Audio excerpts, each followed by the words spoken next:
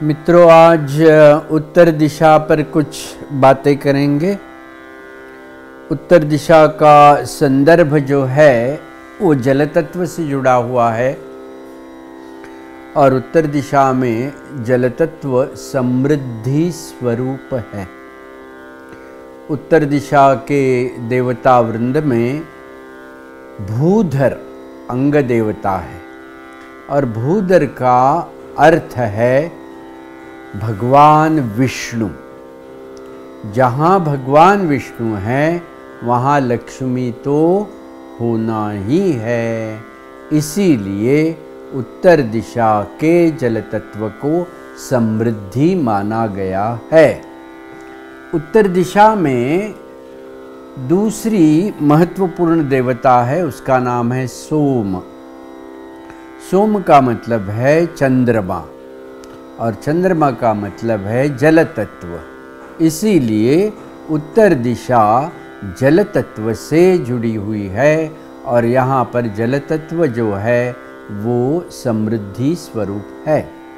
नैसर्गिक कुंडली के ज़रिए हम जब इस विषय की तरफ देखते हैं तो वहाँ पर चतुर्थ स्थान आता है, कर्क राशि आती है और कर्क राशि में बृहस्पति उच्च भाव में रहता है। जब बृहस्पति का दूसरा नाम जीव है, इसीलिए उत्तर दिशा जैविक ऊर्जा की उगम दिशा है। उत्तर दिशा को कॉस्मिक ब्रेथ जो है, जो जैविक ऊर्जा है, उसको वाम ऊर्जा कहते हैं। तो वाम ऊर्जा का मतलब भवन के स्त्री तत्व से यह दिशा जुड़ी हुई है। चंद्रमा का मतलब ही मन है, वैसे ही स्त्री तत्व भी चंद्रमा से जुड़ा हुआ है। योग शास्त्र में भी उत्तर दिशा जो है वो चंद्र ईड़ा नाड़ी का प्रबल स्थान है। चंद्र ईड़ा नाड़ी की यह उगम दिशा है। चंद्र ईड़ा नाड़ी के प्रभाव जिस भवन में दिखाई देते हैं, उस भवन में स्थैर्य, क्षेम, आयु, मांगल्य और कल्याण जैसी पंच परमेष्टि का अनुभव होने की संभावना है। और ये सारी बातें इकट्ठा से उत्तर दिशा में सम्मिलित होने के कारण हम उत्तर दिशा को सर्व दिशाओं में सम्राज्ञी कहते हैं। तो उत्तर जो है दिशाओं की सम्राज्ञी है। उत्तर दिशा में सोम देवता चंद्रमा होने के कारण वहाँ पर जैविक ऊर्जा का जब प्रभाव चलता है, तब इच्छा पूर्ति का सर्वश्रेष्ठ साधन उत्तर के प्रवाह पाने से हो जाता है। इसीलिए इच्छा पूर्ति का मंडल जो है, इच्छा पूर्ति का जल तत्व जो है, वो उत्तर दिशा में ध्वनित होता है। ये सोम देवता के तहत उत्तर दिशा में मोती रत्न का असाधारण महत्व है। और उत्तर दिशा में आप श्वेता क्षितिज पीता सूत्र के अनुसार देखते हैं तो जल तत्व के अनुसार वहाँ पर श्वेत वर्ण का महत्व है।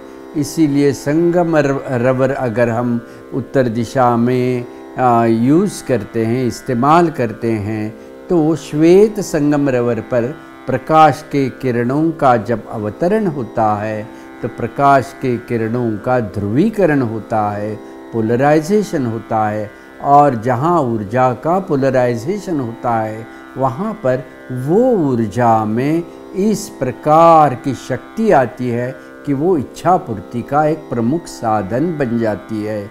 इस प्रकार से उत्तर दिशा को असाधारण महत्व है। अभी ये जो भगवद गीता है, वास्तुशास्त्र की अपराजित पृच्छा जो है, इसमें एक सूत्र है और वो सूत्र इतनी सुंदर तरीके से उत्तर दिशा का महत्व समझाता है। तो ये सूत्र इस प्रकार है: पूजा पूजा मतलब पूजनीयता, डिविनिटी, दिव्यता, तो उत्तर दिशा को इन्होंने पूजा कहा है। लाभकरी, हर प्रकार का लाभ जीवन में जो है वो उत्तर दिशा से प्राप्त होता है। जन्मपत्री में जिस प्रकार से 11वें स्थान को लाभ स्थान कहते हैं और जिस जन्मपत्री में लाभ स्थान का अंतर्भाव हर घटना में रहता है, वहाँ पर शुभ घड़ी की दस्तक सुनाई देती है।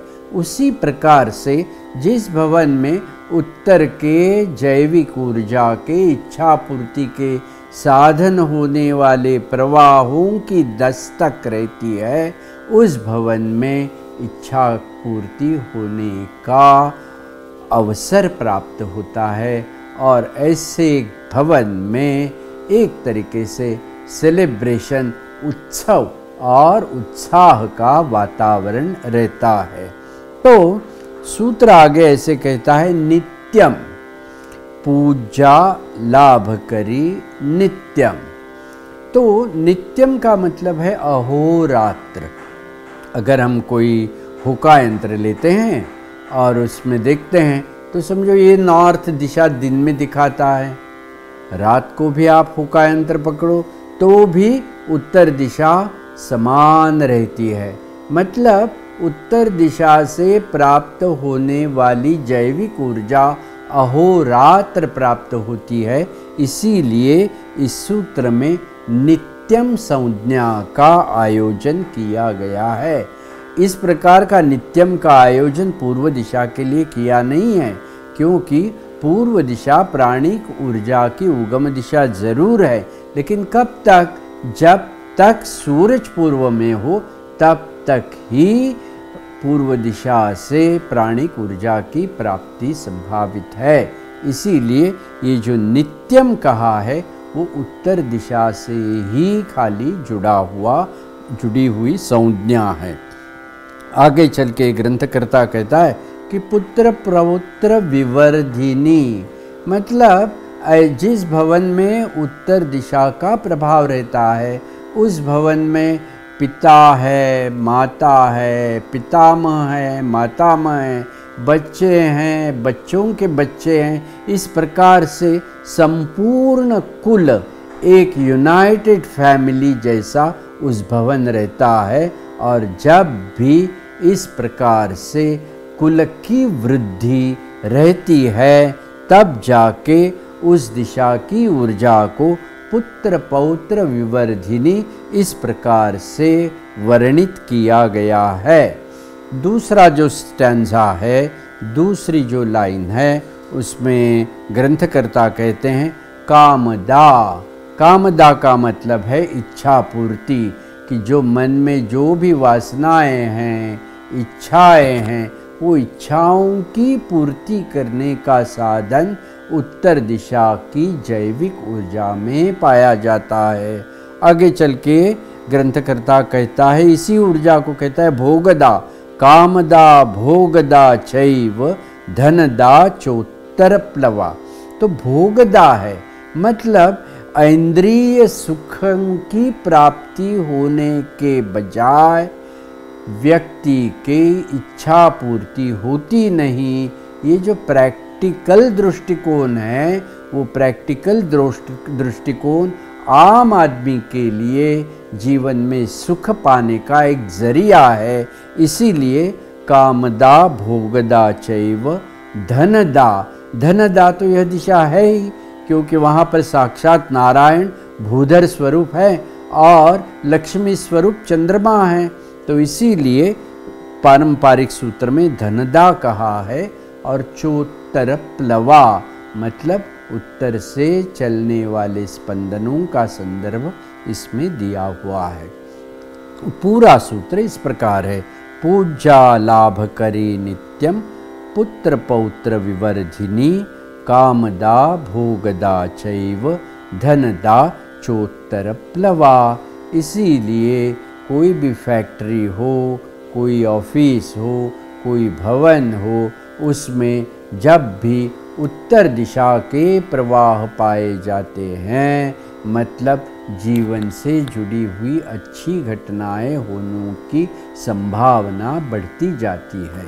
लेकिन इसमें एक और चीज़ मैं बताना चाहूँगा, उत्तर से बहुत जास्ती प्रवाह अगर उस भवन में है तो उस भवन में अग्नि की स्थिति हर वक्त ठीक रहने के लिए पूर्व और आग्नेय दिशाओं की तरफ ज़्यादा ध्यान देना आवश्यक है, क्योंकि जल तत्व और अग्नि तत्व एक दूसरे से संबंध जो है वो शत्रु समान हैं। जहाँ जल है वहाँ अग्नि नहीं, जहाँ अग्नि है वहाँ जल नहीं।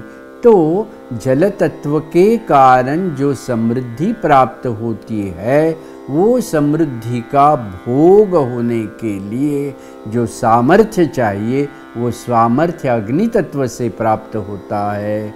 इसीलिए जिस भवन में अधिकतर जल तत्व का प्रभाव दिखाई देता है वहाँ अग्नि तत्व क्षीण होने की संभावना है। यही एक दोष उत्तर के अधिकतम अति बल प्रवाहों में दिखाई देता है। ये जो उत्तर दिशा है वो जल तत्व की है, इसीलिए भवन के स्त्री तत्व से जुड़ी हुई है। इसीलिए उत्तर प्रभाग में जब पृथ्वी तत्व जड़त्व गुरुत्व रहता है, मतलब सीढ़ियाँ रहती है या शौचालय के कारण प्रदूषण रहता है, तब उस भवन में स्त्री व्याधि का होना संभव है। इस प्रकार से उत्तर दिशा की तरफ देखना चाहिए।